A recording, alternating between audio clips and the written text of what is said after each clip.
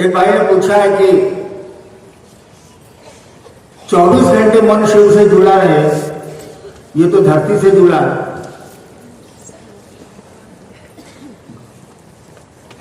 कुछ घंटे भी जुड़ा रहे। कल मैंने कहा था कि बाबू एक आदमी 16 घंटे जिंदा जगह रहता है, 8 घंटे सोया रहता है, मान लो औसत। हम लोग अमूमन 16 घंटे जगे रहते हैं। अब आप देखिए कि आपका मन पत्नी के चिंतन में ज्यादा जा रहा है, पैसे के चिंतन में ज्यादा जा रहा है, सुविधा के चिंतन में ज्यादा जा रहा है, किस चीज में ज्यादा भाग रहा है, किधर इसका मूवमेंट है, किधर भागता है। जैसे नई नई शादी होती है तो आपका मन बार बार पत्नी की ओर जाता है, बार बार उधर जाता है, यानी मन भाग रहा है, यानी वो भारी है आपके मन में। हमने कहा कि गुरु शब्द का भी एक अर्थ होता है। गुरु शब्द के बहुत अर्थ होते हैं, छोड़ दीजिए। गुरु शब्द का एक अर्थ होता है भारी। हम लोगों ने स्कूल में पढ़ा है, आपने भी पढ़ा होगा। गुरु का मानी भारी, वजनी, इससे बना है गुरुतर, गुरुताम व्याकरण में। हमारे आपके मन में क्या भारी है वो आपका गुरु है, वो हमारा गुरु है। क्या भारी है? यानी मन किसकी सोच में भाग रहा है। 16 घंटे में कितना भाग रहा है, किधर? सुख की तरफ भाग रहा है, संपत्ति की तरफ भाग रहा है, सुविधाओं की तरफ भाग रहा है, किधर भाग रहा है? या शिव की ओर भाग रहा है, शिव की परिधि में भाग रहा है, शिव कार्य की परिधि में भाग रहा है, नमः शिवाय करने की ओर भाग रहा है, महादेव को प्रणाम करने की ओर भाग रहा है, किधर भाग रहा है? अगर टोटल मिनट निकाल दीजिए शिव की परिधि में जाने का, वह मिनट अगर टोटल 16 घंटे में 4 घंटा जाता है, मैं आपको शिव से मानने को तैयार हूं, मैं मानूंगा। लेकिन 4 घंटा से कम आपका मन शिव की धारा में नहीं जा रहा, कम जा रहा है, शिव की परिधि में कम जा रहा है, लौकिक जगत में ज्यादा जा रहा है, तो आप शिव से होने की प्रक्रिया में जरूर हैं। आप बड़ी अच्छी चीज है, रहे आप इसी प्रक्रिया से आदमी शिव से होता है। लेकिन आप कहिएगा हम शिव से हैं, 40 साल के हैं, मैं डायरेक्ट रिजेक्ट करता हूं, आप नहीं हैं। शिव चर्चा करने से कोई शिव से नहीं होता है। क्या आपका मन 16 घंटे में 4 घंटा भी शिव की परिधि में जाता है? सुबह उठे, महादेव याद आए, प्रणाम कर लिया, गया मन। फिर कोई काम किया, 2 बार सांस पर नमः शिवाय कर लिया, गया मन। फिर सोच रहे हैं कि जाना है भागलपुर शिव चर्चा करने, गया मन। फिर शिव चर्चा किया, गया मन। लेकिन शिव चर्चा करते करते ये सोच रहे हैं कि हम बहुत सीनियर हैं, साला हमको इज्जत नहीं दिया, 0, खत्म हो गया। शिव की परिधि में मन नहीं है, ये तो सम्मान की परिधि में, सुविधा की परिधि में। तो वही पूछ रहे हैं भाई साहब कि 24 घंटे में होगा कैसे? होगा तो गुरु की दया और थोड़ा प्रयास। एक आदमी था, रोज देवघर मंदिर के दीवार पर मुड़ी सटाता था। मैं तो राम की हिंदू साथ मंदिर नहीं है। उससे पूछा गया कि काहे देवघर मंदिर में मुड़िया सटाता है, कि रोज तुमको देखते हैं सामने, वही का रहने वाला था। कहा कि हमको बेटा चाहिए, पुत्र के लिए। एक आदमी पूछा कितना साल हुआ ब्याह के? कहा तो हम क्रिया खाए, ब्याह ही नहीं करेंगे।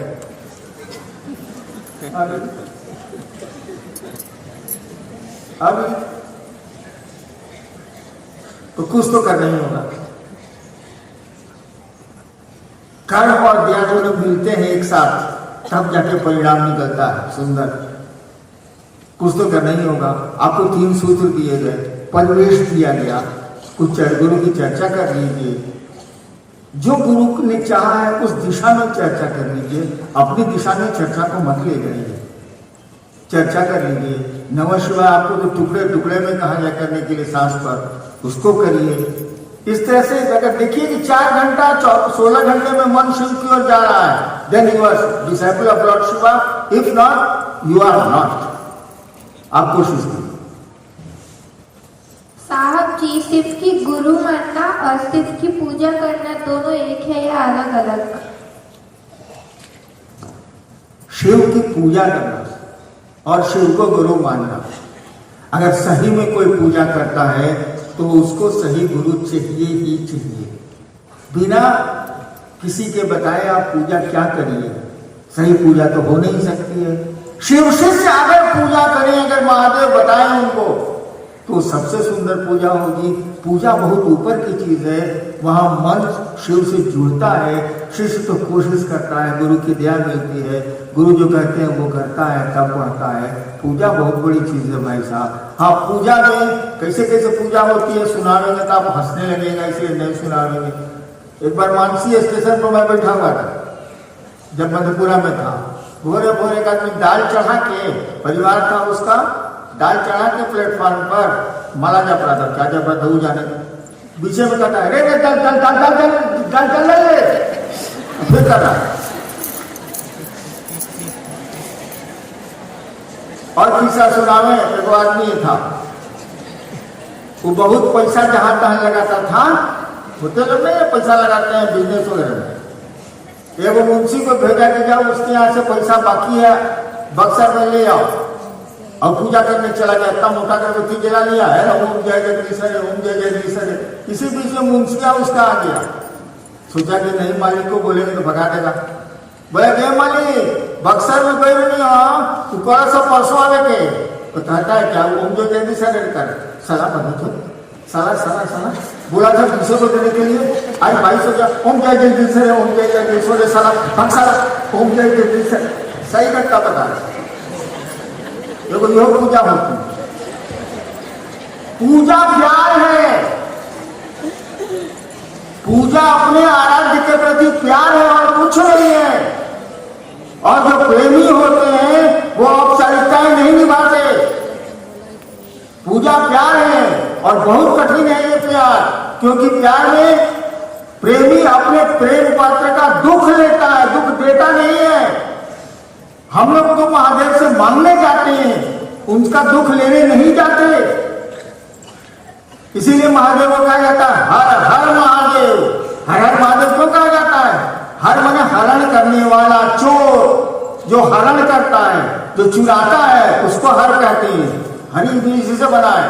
क्या चुराते हैं वो जानते हैं कि जो मेरा भक्त होगा वो मुझको अपनी दुख नहीं देगा, क्योंकि प्रेमी अपने प्रेम पात्र को दुख देता ही नहीं है। वो मेरे अपने दुख नहीं देगा, तो जब देगा ही नहीं तब क्या करेंगे? तब चुराना पड़ेगा। इसीलिए कहा था हर हर महादेव, क्योंकि वो अपने भक्तजनों का, प्रियजनों का दुख चुराते हैं, कष्ट चुराते हैं, क्योंकि वो देगा ही नहीं। प्रेमी अपने प्रेम पात्र को दुख देता ही नहीं है, तो भक्त कैसे देगा शिव को? इसीलिए शिव को कहा जाता है चुराते हैं आप, हरण करते हैं। हिरी धातु से बना हरण करते हैं। आप अपने भक्तों का, प्रियजनों का दुख चुरा लेते हैं। तो पूजा तो प्यार है वो बहुत कठिन है, वो बिना गुरु की दया के न होने वाला। आपके द्वारा कहा जाता है कि नमः शिवाय किसी से नहीं होता है। साहब जी, शिष्यानुभूति में लिखा गया है कि स्वार्थ प्रयास नमः शिवाय गुरु दया पर ही संभव है। सरकार आप दया कर दीजिए कि हम शिष्यों से गुरु को प्रणाम करें, ताकि हम लोग गुरु आदेशित कार्य कर सके। हम ऐसा थोड़े बोले कि नमः शिवाय किसी से नहीं होता, काले बोलेंगे। लेकिन नमः शिवाय करना सीखिए। माला पर जो आप करते हैं, शिष्यानुभूति तो कोई पढ़ता नहीं है, पढ़ता है तो समझता ही नहीं है। डब्बे में लिखा हुआ है मंत्रानुक्रम से। अनुक्रम ने अभी अनुक्रम का अभी ने पढ़ी जा रही थी। अनुक्रम का अनुसार प्रोग्राम चल रहा है, मैंने एक के बाद एक, एक के बाद एक, एक के बाद एक, एक के बाद एक। अनुक्रम, मंत्रानुक्रम से, मंत्र के अनुक्रम से चलिए आप। मंत्र का अनुक्रम क्या हुआ? जैसे एक बार बोले मन ही मन, मुंह से तो बोलना नहीं है, नमः शिवाय। हम बता रहे हैं खाली मुंह से बोल के नमः शिवाय। नमः शिवाय का मानी क्या होता है? कुकुर का प्रणाम। नमः शिवाय का मानी शिव को प्रणाम। तो शिव को प्रणाम करिएगा ना भाई साहब, क्यों नहीं कर रहे? नमः शिवाय नमः शिवाय नमः शिवाय, ये कौन मंत्र जप हुआ? एक बार अगर कहा आपने नमः शिवाय, माला पर करें, अंगुली पर करें, जैसे करें आप, एक बार मन ने कहा नमः शिवाय, तो शिव को भाव प्रणाम ये करेगा कि नहीं करेगा? मुंह से रिश्ता बनता है। इका देने से महादेव मेरे गुरु हो जाएंगे वो। नमः शिवाय बोल देने से जगह जगह महादेव बोल देने से महादेव जाग जाएंगे। मुंह से रिश्ते तो धरती पर नहीं बनते हैं, वो दिल से बनते हैं। माला पर अगर एक माला बढ़े आप, एक दाना बढ़े आप, तो नमः शिवाय किया। अब दूसरे दाने के जाने के पहले प्रणाम करिए। प्रणाम कौन? मुड़ी को नहीं झुका देना, मन प्रणाम करे शिव को, तब बढ़िए। फिर दूसरी बार प्रणाम किया नमः शिवाय। फिर तीसरे दाने पर जाने के पहले नमः शिवाय जैसे करते हैं, अब शिव को प्रणाम कीजिए, मनी मन शिव की कल्पना कीजिए, जो मन करे सो करिए, और महादेव को अपना प्रणाम निवेदित करिए। तब चौथा दाने पर जाइए। शिष्यानुभूति में 90 से लिखा हुआ मंत्रानुक्रम से भाव प्रणाम जरूरी है। पढ़िएगा, हमको बहुत याद नहीं है, लेकिन जो मैं बोल रहा हूँ सही बोल रहा हूँ। पढ़िएगा, उसमें लिखा हुआ। ऐसे करिए ना, नमः शिवाय से बढ़िया मंत्र इस संसार में नहीं है, क्योंकि शिव से बढ़िया कोई है। क्या नहीं कर सकता है नमः शिवाय? लेकिन ज्यादा करिएगा तो डैमेज करेगा, ठीक से नहीं करिएगा तो लाभ नहीं होगा। और गुरु की दया तो होनी ही होनी है। हम लोग खास चीज में थोड़े धरती पर आए हैं, आपके साथ हैं, गुरु की दया तो मिलनी ही मिलनी है। इंतजार थोड़ा कर लीजिए। फिर तो वो एक शेर सुना है आपने, उनकी मोहब्बत का आलम तो देखिए, उनकी मोहब्बत का आलम तो देखिए, न बाहों में जकड़े हैं न फरार हुए। हाँ, उनकी मोहब्बत का आलम तो देखिए, न बाहों में जकड़े हैं न हम फरार हुए, न वो पकड़ा है न भागे। इसीलिए आप भी नहीं भागे हैं भाई साहब, हम लोग सब साथ धराए हुए हैं। दिखता बंधन नहीं है, लेकिन शिव का बंधन तो है ही हमारे आपके लिए। तो घबराना नहीं है भाई, दंगल जीत के रहेंगे, दुनिया को प्रेम में करेंगे, खुद भी प्रेम में रहेंगे, उस शिव से दया लेंगे। आगे आगे हम हैं, पीछे पीछे आप तो चलेंगे।